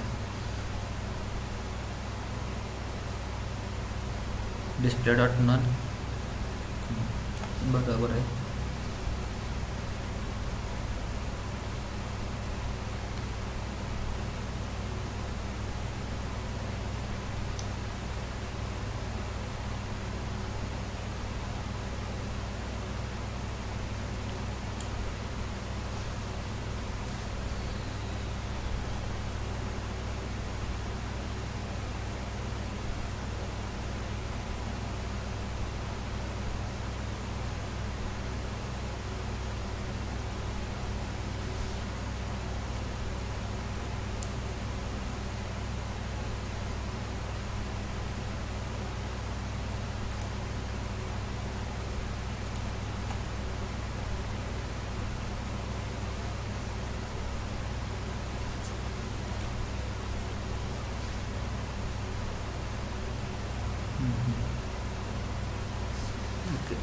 सिंपल काय अकॉर्डियन म्हणजे काय आहे की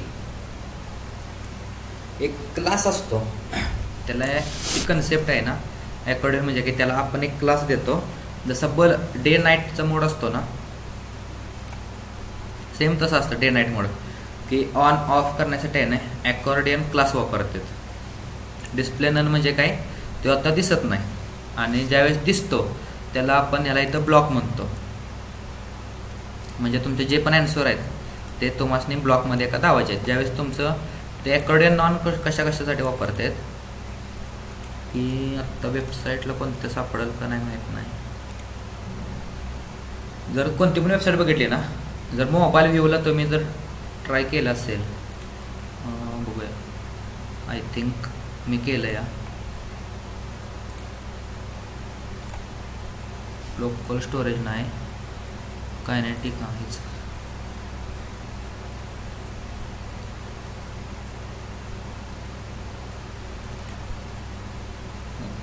कंट्रोल शिफ्ट आणि जे.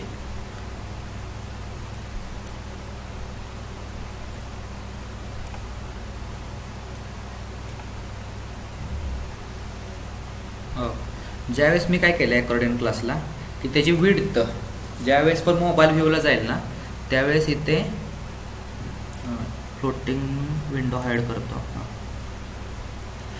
तर त्याच्या ज्यावेळेस त्याची मोबाईल विड्थ जाईल तर खाली मी एक स्कॅनर दिला आहे. स्कॅनर म्हणजे काय, ज्या पण वेळेस तुम्ही मोबाईल व्ह्यूला जाचेला त्या तुमच्या मोबाईलचा ॲक्सेस मागतं. माझी जर ही वेबसाईट तुमच्या मोबाईलमध्ये जर चालू केली ना तर तुम्हाला इथे एक स्कॅनरचा ऑप्शन येतो. आता बघा अजून तो मोबाईल व्ह्यू नाही. ज्यावेळेस तो मोबाईल व्ह्यूला जातो त्यावेळेस इथं स्कॅनर मागतं ओके QR कोडचा. आत्ता मोबाईल व्ह्यूला नाही आला तर खाली त्याचा ऑप्शनच गेले QR कोड स्कॅनिंगचा, त्याचा ऑप्शनच नाही आला. तर ही अकॉर्डियन कन्सेप्ट आहे. जर आता मी जेव्हा स्कॅन केलं तर डायरेक्ट त्याचा तो कॅमेरा मागते, अलाव करा म्हणते, कारण की सिस्टीम सगळे कॉल आहेत. OBS व्हर्च्युअल कॅमेरा अलाव दिस टाईम ओके. कॅमेरा आता मी ऑफ ठेवला आहे त्यामुळे ही अलाइन कन्सेप्ट आहे. तर अलाइन कन्सेप्टला इव्हेंट हँडलिंग पण वापरायला लागतं. इव्हेंट हँडलिंग त्याचं जे आपण प्रॉपर्टी आहेत जसं की डिस्प्ले नन सुरुवातीला ठेवलं असेल, मार्जिन वगैरे काय असेल, इथं तुम्ही त्याचं ग्रे व्हाईट बघितलं असेल ना तर ग्रे व्हाईट वगैरे पण असतं. अजून एक काय त्यात अजून एक मी वापरलं आहे नेटलिफाय लिंक्सला, I think car renter app. यातली कुठली लिंक आहे तर मला माहीत नाही.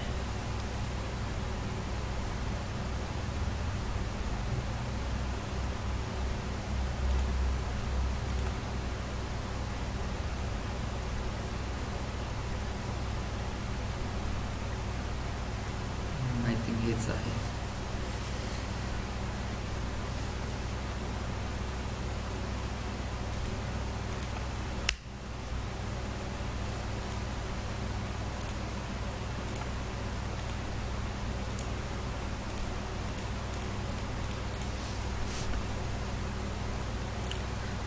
भरपूर ते दावत नाही.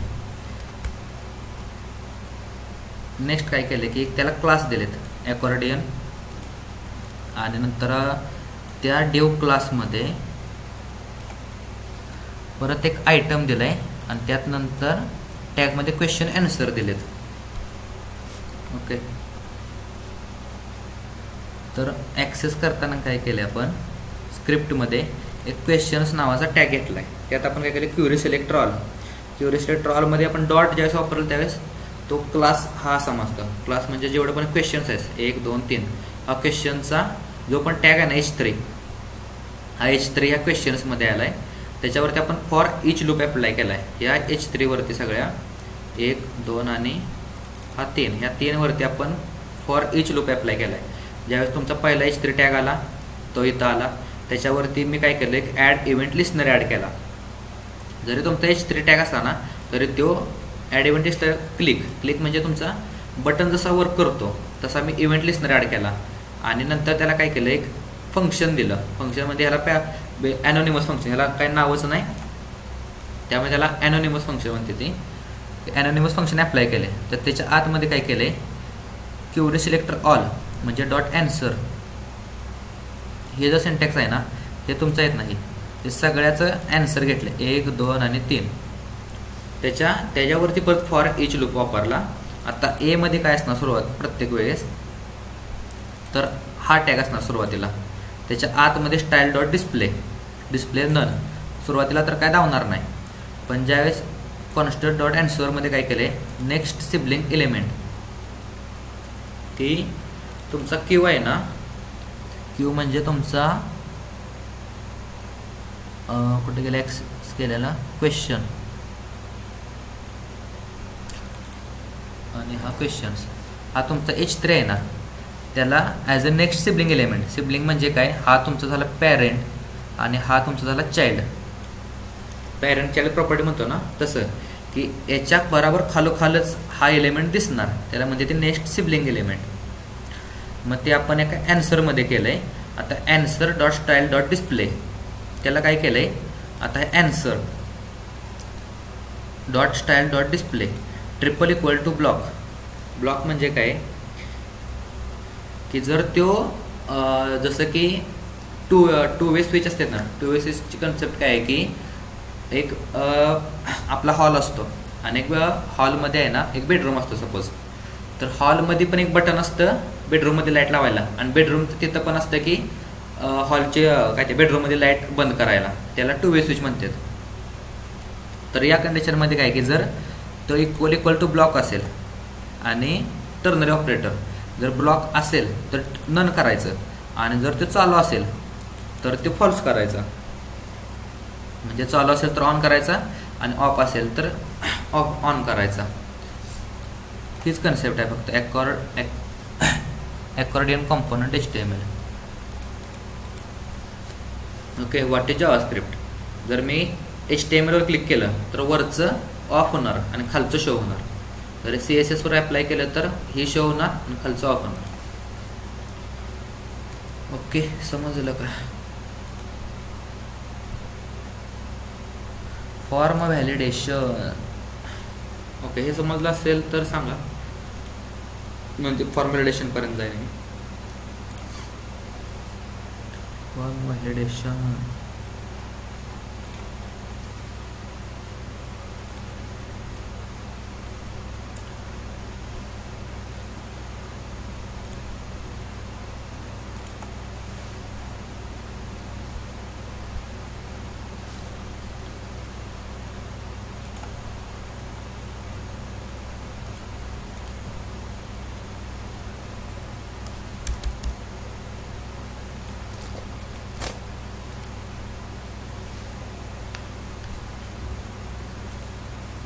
Nice.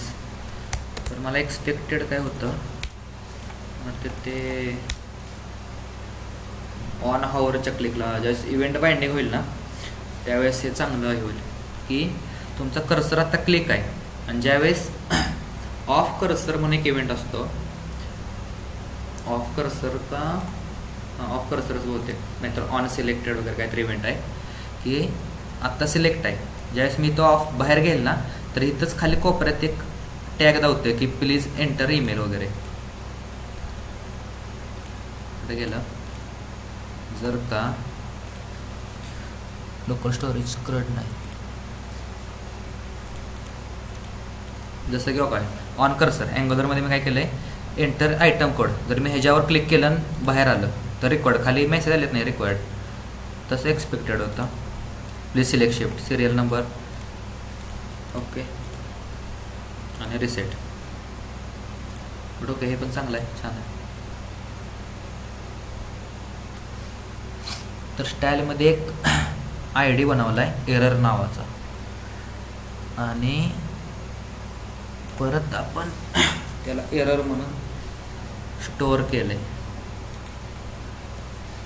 Central enter form validation HTML काय नाही एवढं सांगत एक्सप्लेन करत, आणि एक फॉर्म टॅग घेतला आहे आणि त्याला परत ID दिले माय फॉर्म आणि ॲक्शन काहीच नाही. ॲक्शनमध्ये जर तुम्हाला डेटा वगैरे पाठवायचा असेल ना सर्व्हरला ते ॲक्शनमध्ये क्युरी वगैरे लिहितात.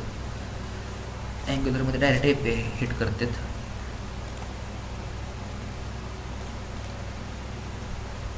परत काय घेतलं आहे एक इनपुट फील्ड, परत BR tag input, 3 input field, त्याचं नेम, ईमेल आणि पासवर्ड. नेक्स्ट काय बटन आणि सबमिट बटन आणि ॲक्शन. आता आपण काय केलं आहे,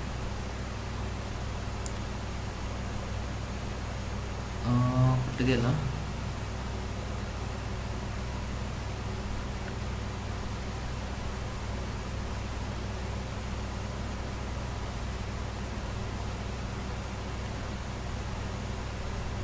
गेट एलिमेंट बाय ID आणि माय फॉर्म फंक्शन आणि इव्हेंट. हा शॉर्ट फॉर्म आहे, ज्यावेळेस तुम्ही इव्हेंट ॲड करताना त्याचा शॉर्ट फॉर्म आहे की हे फंक्शनच आहे.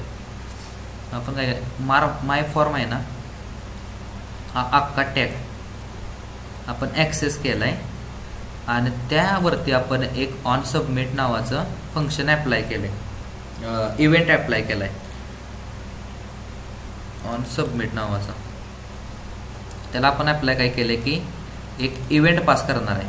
जसं की तुम्हाला सांगितलं की जर हीच प्रॉपर्टी जर इथं मी लिहिलं असतं की ऑन क्लिक आणि त्याला परत मी इव्हेंट पास केला असता ना, तरी पण हे असं फंक्शन ॲज इट इज इथं लिहायला लागलं असतं मला. आणि ह्याच्या जागी फक्त एखादं व्हेरिएबलचं नाव येणार, म्हणजे फंक्शन कॉलिंगचं नेम इथं येणार आणि त्याला फंक्शन कॉलमध्ये हा सगळा अख्खा फंक्शन टाकायचा, सेम ॲज इट इज आहे. परत नंतर पेज रिफ्रेश होऊ नये म्हणून त्यासाठी प्री इव्हेंट डिफॉल्ट ठेवलं आहे. नेक्स्ट काय केलं आहे की ती नेम प्रॉपर्टी, ईमेल प्रॉपर्टी आणि परत गेट एलिमेंट बाय ID आणि पासवर्ड प्रॉपर्टी आपण एका व्हेरिएबलमध्ये स्टोअर केला आहे डॉक्युमेंट ऑब्जेक्ट मॉडेल वापरून. आणि एरर मेसेजला नल असाइन केले, आता स्ट्रिंग नल. आता इफमध्ये जे पण नेम प्रॉपर्टी आहे ना, ते जर नल असेल म्हणजे त्याचं जी व्हॅल्यू आहे ह्या बॉक्समध्ये जर व्हॅल्यू आहे जर नल असेल म्हणजे काहीच नाही टाकली, तर तिथं तर आतमध्ये जाणार आणि एरर मेसेज, जुना एरर मेसेज त्याच्या प्लस इक्वल टू, म्हणजे जुना एरर मेसेज त्याच्यात आत्ताचा नवीन एरर मेसेज ॲड होणार आणि काय होणार, व्हॅलिड ईमेल इज रिक्वायर्ड आणि ते BR टॅगमध्ये नेक्स्टला ब्रेक करणार, नेक्स्ट लाईन करणार. हा झाला तुमचा ईमेल व्हॅलिडेशन. किंवा जर का email dot includes at character, हे पण याचं आहे, इन्क्लूड्स म्हणजे ॲरेची प्रॉपर्टी. ॲरेवरती जर हा सिम्बॉल आपण पॅरामीटर पास केला की ॲट त्या जे पण स्ट्रिंग आहे, जे पण तुमची इथं व्हॅल्यू आहे ना, ह्या व्हॅल्यूमध्ये जर ॲट सिम्बॉल नसेल तर खालचा एरर मेसेजमध्ये टाक valid email is required.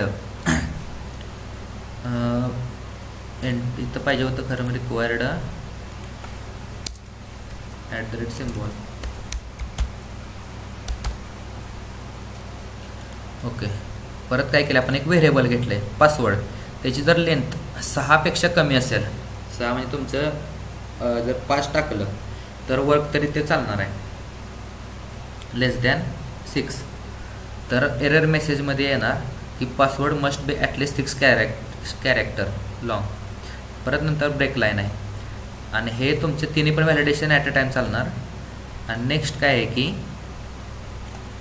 If error message जर सक्सेसफुल असेल म्हणजे तो ट्रू असेल तर खाली येणार की document element error dot inner HTML error message. म्हणजे ट्रू कधी होणार आहे, जर इथं जर व्हॅलिडेशन लागलं तर हा मेसेज त्या एरर मेसेजमध्ये जाणार आहे. जर इथं ह्या इफमध्ये आला तर हा एरर मेसेज त्या एरर मेसेजमध्ये स्टोअर होणार आहे. आणि जर हा एरर मेसेजमध्ये काहीतरी कॅरेक्टर असलं तरच तो ट्रू होणार आहे ना, मग त्यावेळेसमध्ये हा एरर मेसेज शो होणार आहे. आता एरर मेसेज शो कसा होणार, आपण ID दिलेली युनिक ID कशाला दिला, पॅराग्राफ टॅगला. हा पॅराग्राफ टॅगमध्ये त्याचं इनर HTML हा तुमचा एरर मेसेज शो होणार आहे. नेक्स्ट काय केलं, जर हा एरर मेसेज शो नाही झाला तर एल्समध्ये काय केलं आहे, फॉर्म सबमिटेड सक्सेसफुली हा टॅग वापरला आहे.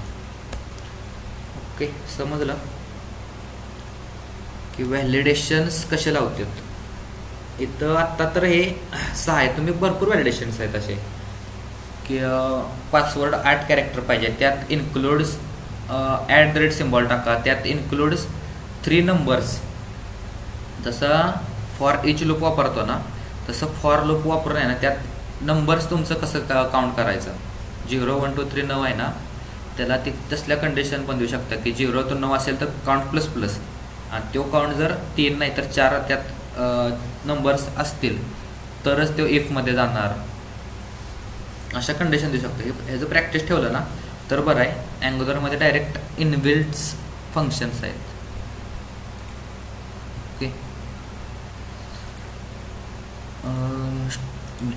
कुठं गेलं